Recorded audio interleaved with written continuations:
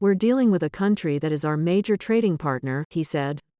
"We might not like it, but they've got a big stick." This time around, Amiralt said, he's not sure if we're going to have a choice. Canada filed, and lost, an unfair trade practices dispute under the North American Free Trade Act. As a result, most of Atlantic Canada increased the legal minimum size to match the American standard. It is a deeply interdependent industry, and inevitably this will have impacts on markets and on the ability of people on both sides of the border to do business. "I'm not saying it'll be catastrophic, but clearly it will have an impact," said Nat Richard of the Lobster Processors Association. American fishermen will be throwing back some of the catch they normally sell. Lobster going the other way will also be affected. Right now, the processing side of the business, largely located in New Brunswick, imports lobster from Maine, especially when Canadian seasons are closed. This is something that we will have to look at in this year's season to try to determine what percentage of the lobsters that we buy would be no longer allowed. We don't measure the actual carapace, so it could be anywhere from 10% to 20%. It could be as high as 30%, we just don't know, he said. Manager Alan McLean said segregating the two sizes would be burdensome, as would finding new markets. Louisburg Seafoods in Cape Breton buys 3.5 million pounds of lobster a year.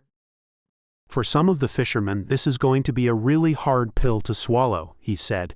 It's going to be really economically challenging. Tommy Amiralt, a fisherman from Pubnico, NS, and president of the Coldwater Lobster Association, said it could mean throwing away 20% of a catch or keeping it and getting a lower price. It was also clear the Americans are unlikely to retreat, leaving Canada with a decision: increase the minimum to meet the U.S. standard or not. Canadian and Americans attending the meeting agree the next step will be measures that disallow entry of Canadian live lobster below the U.S. new minimum. However, bonded trucks carrying undersized Canadian lobster would be allowed across the border for flights from U.S. airports to Asia, McKiernan said. The Commission delayed implementation until next January for the industry to address trade repercussions and so manufacturers can produce new gauges needed on board fishing boats. "So a little bit of gauge increase gives you a lot of egg production, and that's our insurance against future declines, we hope," he said. He says giving lobster more time to mature and reproduce is behind the measure. "We knew we were approaching the number, but we had no anticipation that we were going to trigger it when we approved it in May," says Dan McKiernan, vice chair of the Atlantic States Marine Fisheries Commission, which made the decision.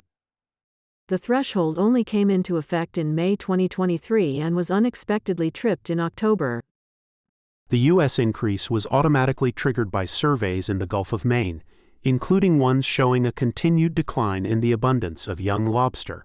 With the size distribution of lobsters that are landed, that proportion of stock that could fall within that relatively small 4 mm range could be as much as 10 to 30% of the actual landings in a given year, said Adam Cook, a scientist with Fisheries and Oceans Canada, DFO. The Canadian minimum is 82 mm in most of Atlantic Canada, and the initial difference would be about the thickness of a loonie coin. The U.S. moved to increase the minimum legal size of a lobster carapace or outer shell from 82 mm to 84 mm in January 2025 and to 86 mm in 2027 would create a mismatch in the closely integrated two-way trading between the countries. Effectively, we will not be able to ship a certain size lobster there that we always have. So their action will create an action that we have to respond to in Canada, said Jeff Irvin, Executive Director of the Lobster Council of Canada. With total Canadian live shipments worth $545 million in 2022, the potential trade implications was the first item on the agenda in the annual U.S.-Canada Lobstertown meeting being held in Moncton, NB, this week.